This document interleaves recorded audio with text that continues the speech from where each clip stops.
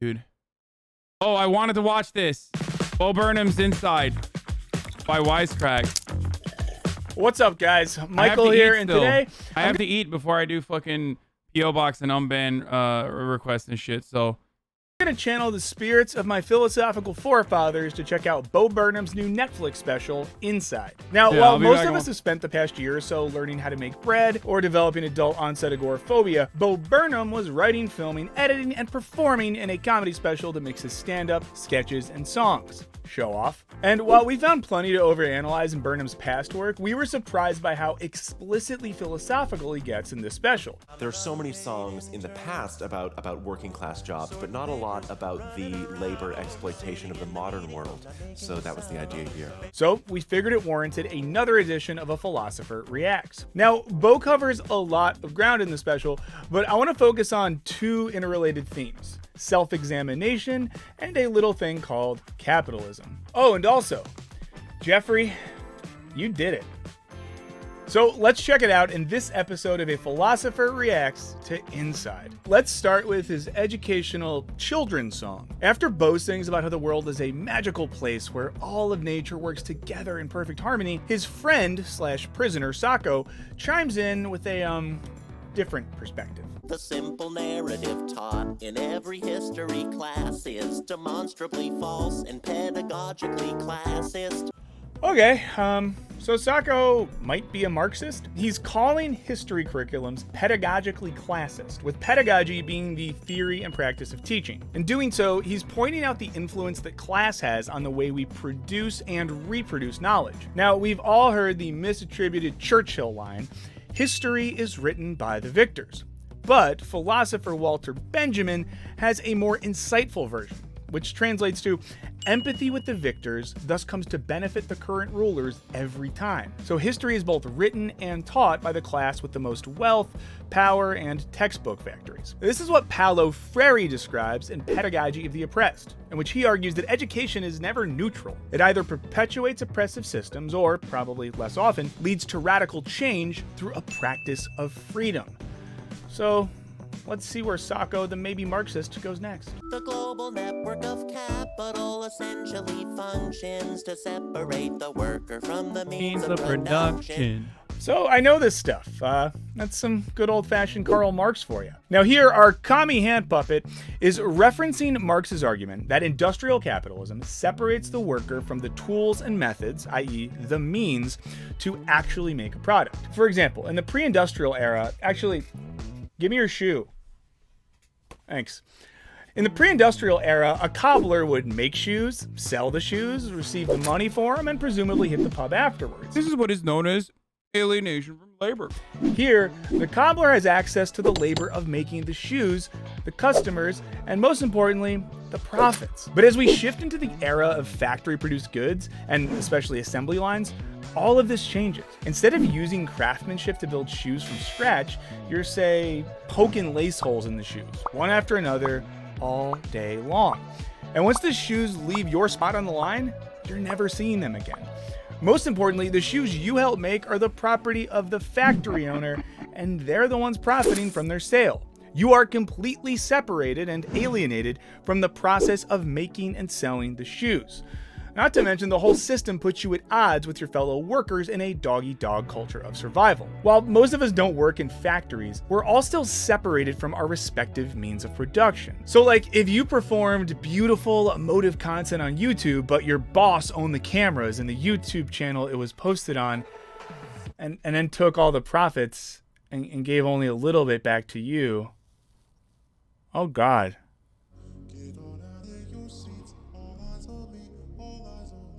The point is that in Marx's view, all of this is endemic to how capitalism and the world works. And the FBI killed Martin Luther King. Okay, this one might be a conspiracy theory, but the FBI absolutely killed Fred Hampton. Private property's inherently theft, and neoliberal fascists are destroying the left. Okay, so you might have heard the phrase, property is theft, thrown around before, or seen it spray painted on one of those new, like, ugly condo buildings with a name like new space. But the roots of this go way back to at least philosopher and political theorist Jean-Jacques Rousseau. In his book, The Social Contract, Rousseau differed from his peers like Thomas Hobbes and John Locke in that he imagined a state of nature that was inherently pretty peaceful. That is, until somebody said that they were the landlord of the earth. Here's what he wrote. The first person who, having enclosed a plot of land, took it into his head to say, "This is mine," and found people simple enough to believe him, was the true founder of civil society. And the effects of this one dude who wanted to own some dirt? Just a whole host of wars, murders, genocides, and other atrocities that have shaped civilization for thousands of years. It's like the worst possible episode of House Hunters. And Rousseau wonders why we've all accepted this as normal when we know that no human has special The process known as enclosures. property rights over the earth, except Dolly Parton and Dollywood. That's all hers. Also, she invented the COVID-19 vaccine, right?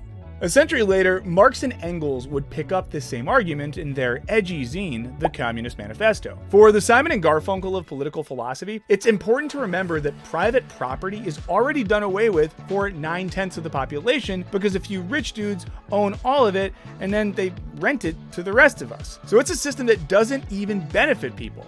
Unless your parents bought you a house, in which case, I guess, you did it. And can I stay there for free? Let's get back to the song. And every politician, every cop on the street protects the interests of the pedophilic. For the record, I want to point out that there is a difference between private property and personal property, and I feel like he didn't really mention that.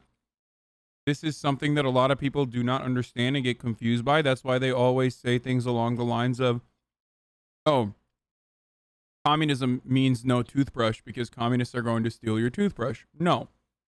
Obviously, not a single person,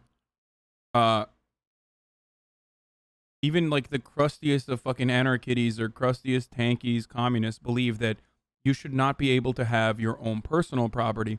Private property, on the other hand, is parasitic in the sense that you are renting and utilizing your pre-existing capital that you've most likely accumulated either as a consequence of intergenerational wealth, but like at some point because of enclosures and at some point because of having access to more money, you are purchasing land, making it virtually impossible for others to do the same thing, and then simultaneously renting that out to the people who now no longer can purchase that.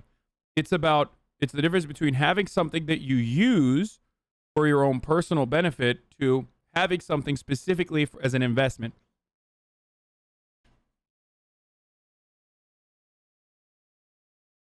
I don't know why he didn't talk about neoliberal fascists. Probably because, these guys are kind of lib. Corporate elite. Well, Sacco clearly read those Q posts that his Aunt Shelly has been sending him on Facebook. Okay, there's a lot more in the segment, but I want to jump ahead and see what Bo has to say about self-examination and how it can help us, well, shut the f*** up. Let's check it out.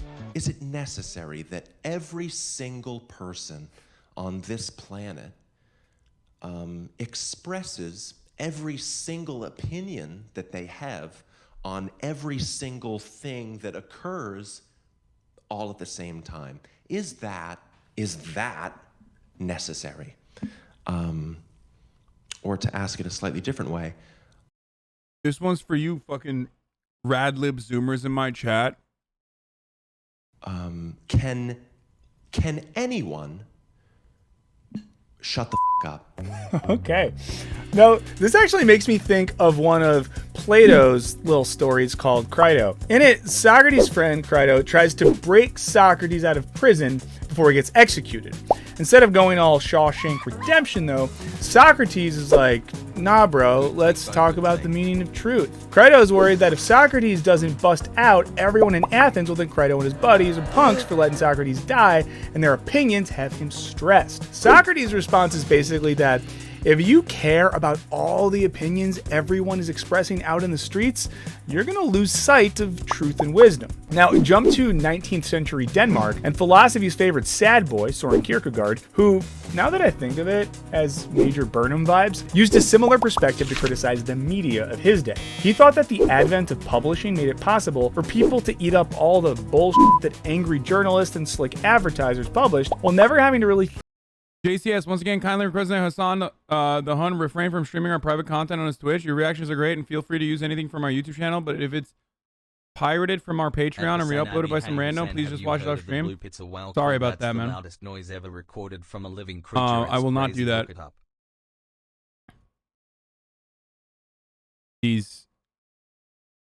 The Daily Motion video is probably what they're referencing.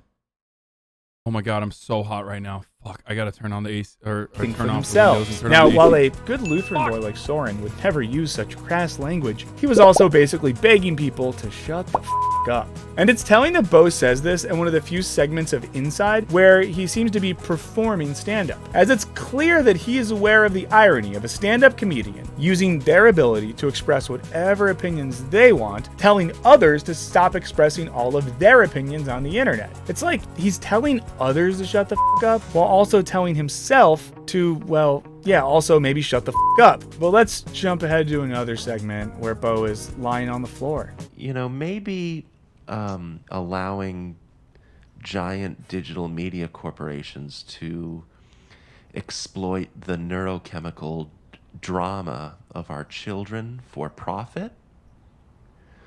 You know, maybe that was a bad call by. I think the the most ironic thing about a lot of Bo Burnham's stand-up special here or Inside is that the very same criticisms or the very same afflicted crowds do not recognize that they are being criticized, or rather, do not recognize that they are victims in his point of view.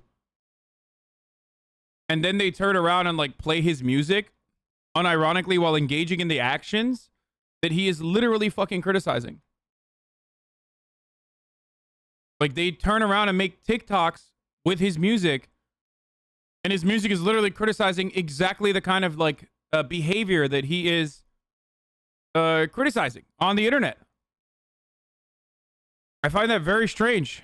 Same with Twitter. Like all these people love him, which is fine. Like, I mean, he's great.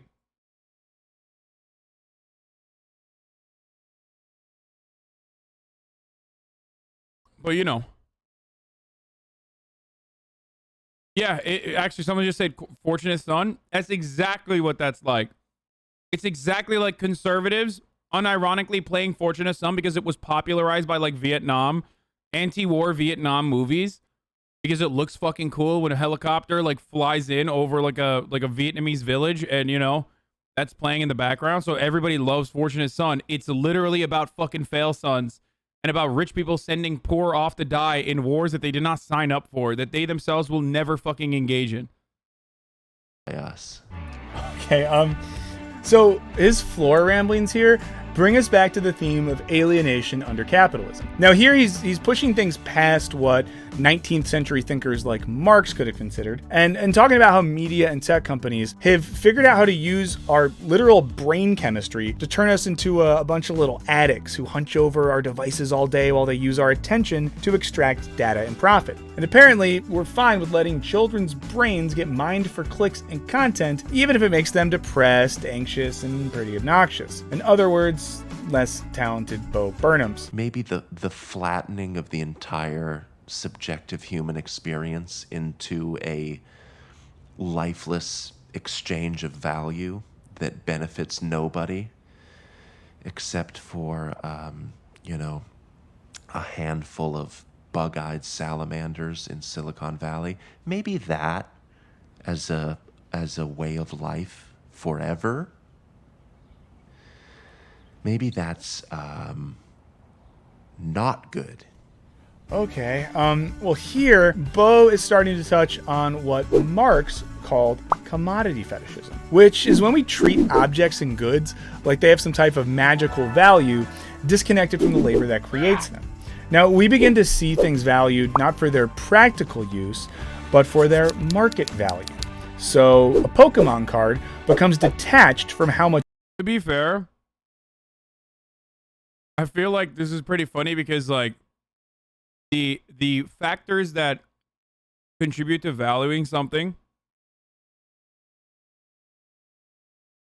are difficult to discern, which Karl Marx himself also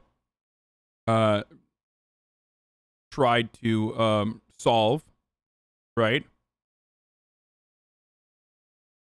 But at the same time, the top of the hour ad break that comes for 60 seconds, I mean, it's priceless if you're able to avoid it.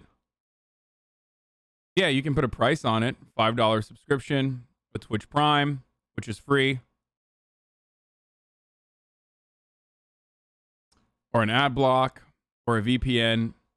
But ultimately, the feeling of getting absolutely fucking jebaited when the ad break comes because you didn't realize that segue was coming right there, well, that feeling is priceless to the streamer, I'll tell you that much. I don't know about the watcher. I don't know about chat, but fuck me, that is priceless, dude. Holy fucking shit, I feel good about that one, boys.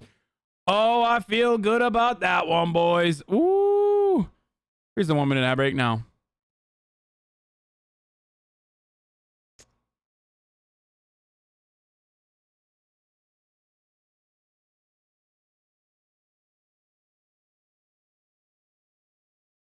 Oh, the point I was gonna say is,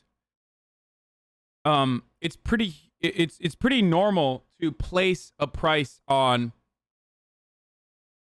to place a higher price on certain things like art and shit like that. Especially, God damn it. Especially because it's abstract, or especially because like it's very subjective. So like looking at a piece of art and just being like, Kappa.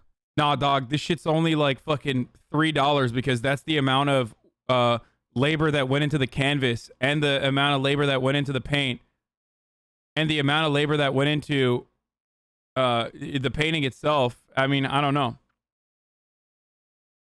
I feel like that makes life boring.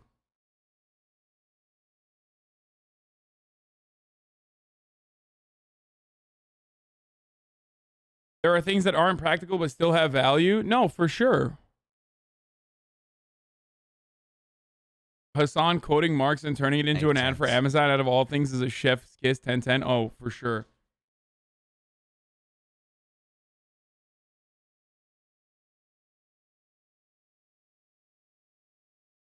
Love what the fuck? You're a leftist, OMG, bro. Bro, I told my friends about you. I'm so cringe now. I'm gonna get bullied in high school on Monday. It's your fault. Much joy it can bring, or how strategic it is, and instead becomes an investment asset that can be cashed in to pay for college, or, you know, like buy one astronomy textbook. But it doesn't just stop at Pokemon cards, because it never just stops at Pokemon cards. Eventually, this shapes our brains so that things like wisdom and self-examination get subsumed by cultural and commercial value. Also, for the record, I think it's virtually impossible to mathematically figure out the price of labor and then utilize the labor theory of value to like most ethically fucking price people and price things and continue doing so. Tanky's Malding, no shot, dude. No, I think like Orthodox Marxists will probably still agree with that. I love your style.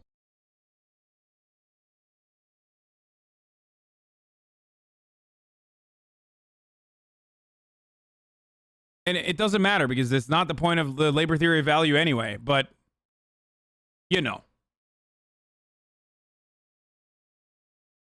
Some people try, yeah, no Tanky would fucking get mad at that.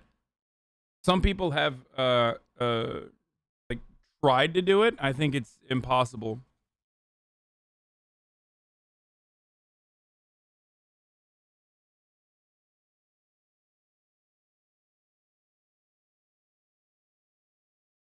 Marx's value theory is not talking about concrete labor, but abstract labor, which cannot be measured concretely. The one thing I know in this chat is that chatters have no idea what they're talking about when it comes to theory. For the most part, I'm pretty certain that most people have never read theory or know anything about it beyond memes on the internet. It is a critique of capitalism, not an alternative theory of value. I understand that. I'm just saying that there have been attempts to try to utilize labor theory of value. There's at least one, not successful, but like one relatively solid attempt that I remember, I forget where it is, trying to turn labor theory of value into a scientific exchange, into like the into a substitution for into a substitution for pricing things. I think it's it's not functional. But having said that, our current way of pricing things is through marginal utility. And marginal utility marginal utility also runs into these issues.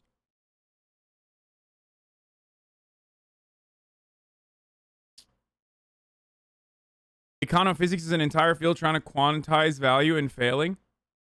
Happy 4 months, gang. But you can't. Because ultimately, you run into the problem of, like, what if someone fucking doesn't want ice cream, okay? Does the price of ice cream rise when it's warmer? Does the price of ice cream change depending on the individual? What if you don't want to pay for it like that?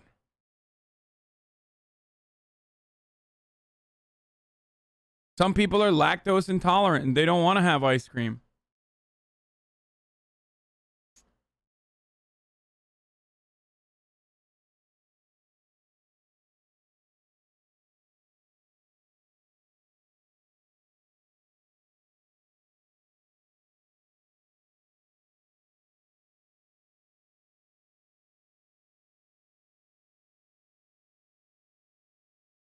Like, if we're trying to identify value,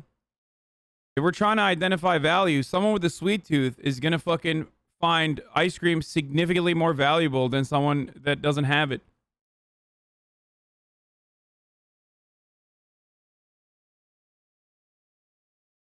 I personally don't believe it is the most efficient form of commodity production, the way that we operate currently. And the reason for why I don't believe that is threefold. One, we already engage in central planning to a certain degree, whether it be Amazon internally utilizing central planning and computer systems to make sure that they do not have a lot of surplus, which they still fail to do so, but they account for all of that. And two, we already subsidize commodity production by the government, so the government is technically engaging in a form of central planning to begin with. So we don't have a fully free market in the same way that people believe that we have a fully free market right now. Okay? The last part is, I forgot already. I forgot what I was going to, the last part is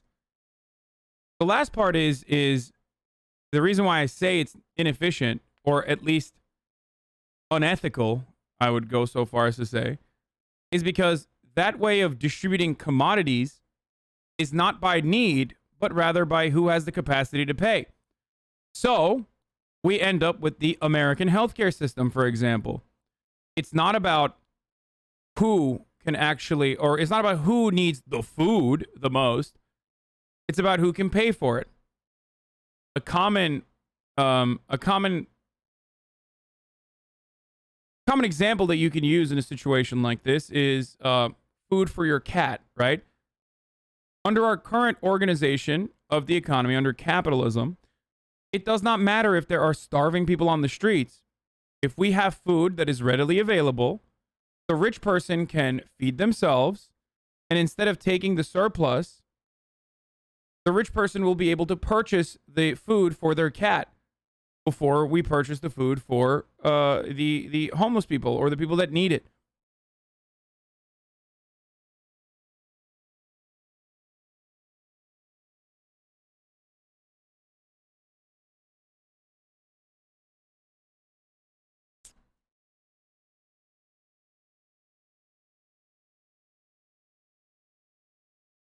Let's keep going.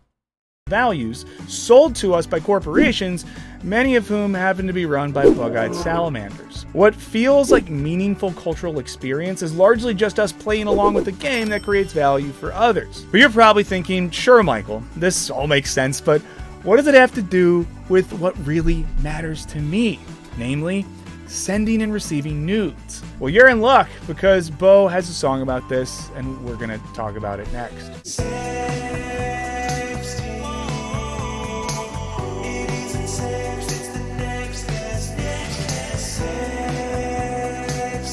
Bro, I talked about theory for 2 seconds in the most basic way possible on top of an already entertaining video, and like 2,000 people were like, nah, fuck this, dude. Actually a good song, though. It's like a joke, but it's like... I never want any information to fit inside of my cranium that's not an immediate reaction to some murder mysteries. A good song. It's kind of confusing. Okay, so in this song, we're seeing how sex and romance get packaged up and become a digital product that's tied into the tangled web of clicks and content. Burnham's already focused on the way in which both content, attention, and even the loss of a loved one become commodities in the age of digital capitalism. Here, by pointing out the way in which sexting is the next best thing to actual physical contact, he's showing how even our sex lives can be used to keep us glued to our devices, creating more data and ad revenue for Jeffrey and the boys. And we all know it's only a matter of time before there is a new cryptocurrency called coin that's mined by having tons of digital sex, which I mean, it's like kind of hot, I guess. But this is how French philosopher Alain Badiou describes the digital version of love we get on dating apps like Tinder and Bumble. Now, he calls it love comprehensively insured against all risks. You will have love, but will have assessed the prospective relationship so thoroughly, will have selected your partner so carefully by searching online, by obtaining, of course, a photo, details of his or her taste, date of birth, horoscope sign, etc., and putting it all in the mix. You can tell yourself, this is a risk-free option. Now, basically, rather than love being a passionate adventure that could end up with my homecoming date Christine ditching me to hang out with older guys, which is a thing that happened, it's just another product being sold to us by the bug-eyed salamanders in Silicon Valley. Okay, let's jump ahead a bit, and we're gonna see what Bo has to say about you becoming one with the internet. That the outside world, the non-digital world, is merely a theatrical space in which one stages and records content for the much more real, much more vital digital space.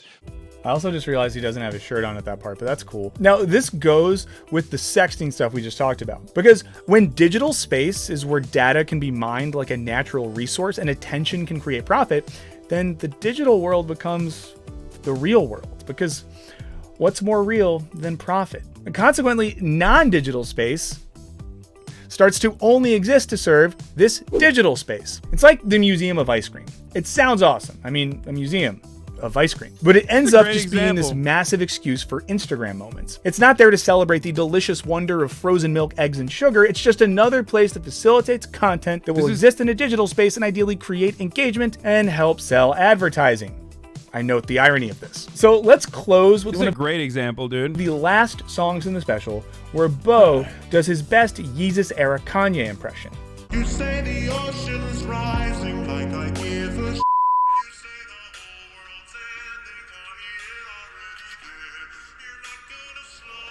Ooh, okay, so to end on a pretty ominous note, it seems like Burnham is clarifying one of the themes of the show, namely that the world isn't ending. It's already over. He's not looking for signs of hope within the current system, as it's this very system that's created the problems he's been exploring throughout the special. He's basically saying that our best case scenario is moving around the deck chairs on the Titanic before the iceberg finishes us off, which, yeah, it's pretty dark. But because it's better for our advertisers if you walk away feeling happy, I'll give the last word to German philosopher Walter Benjamin, someone whose spirit seems to be haunting Burnham's guest house. He wrote, "It is only for the sake of those without hope that hope is given to us." So who knows? Maybe we're not totally screwed. But what do you guys think? As a year stuck nose, what did he for the say? sake of those without hope, that hope is given to us. So Wisecrack's analysis is analysis. You should have connected the ice cream example to the board. Did you talk about Bo coming on the broadcast? I DM'd him the other day. Like yesterday, and I just said, like, after I've finally like gotten over the shell shock of your kind words, and you know, let me know if you ever want to hang out. And he left me on red. It sucks, but what are you going to do? Also,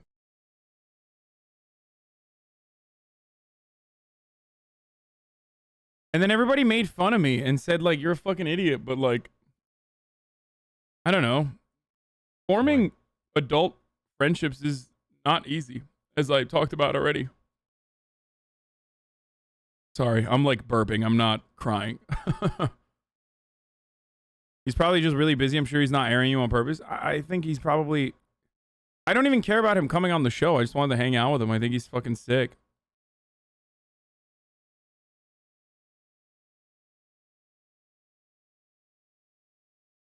If you want a friend, buy a dog. I mean, I have friends, dude. I just thought that it would be cool to hang out with them.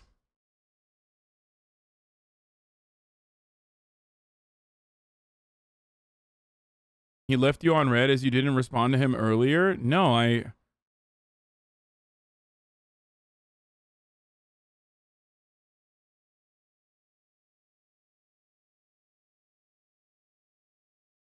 hang out. RO full. Raffle. Are you 15? Are you 15? Who the fuck says raffle, dude? Are you actually rolling on the floor laughing, brother?